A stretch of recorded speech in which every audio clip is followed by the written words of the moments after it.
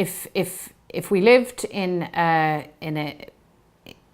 rational political environment, what would happen now is Fianna Fáil, the party keeping Fine Gael in government, would simply put their foot down, draw the line, and force an election.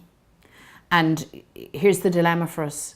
No confidence motions are one thing, and I have no confidence in this government, and I have no confidence in the housing minister.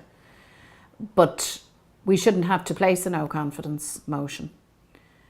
Those that are keeping Fine Gael in government, that is Fianna Fáil, need to ask themselves why they're doing it. In fact, they need to answer to the public. Why is it that they are doing this thing? And why is it that it would take a confidence vote from us to even shake them or stir them in any way to even comment upon the fact that this failure is so profound? You know, Fianna Fáil are complicit in this. They're not disinterested observers.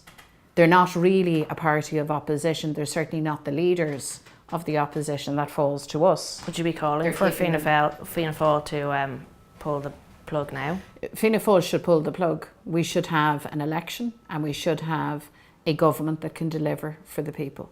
That's what should. I was never at all enamoured of their confidence and supply arrangement. I think it's been a work of political fraud from the get-go. It was Fianna Fáil being cute and being in government and opposition at the one time. So they're keeping this government in power. So do they stand over their actions? What have they to say about the misery in Talagarda station? What's Fianna Fáil's answer to that? Because they need to be answerable alongside Owen Murphy and the Fine Gael government.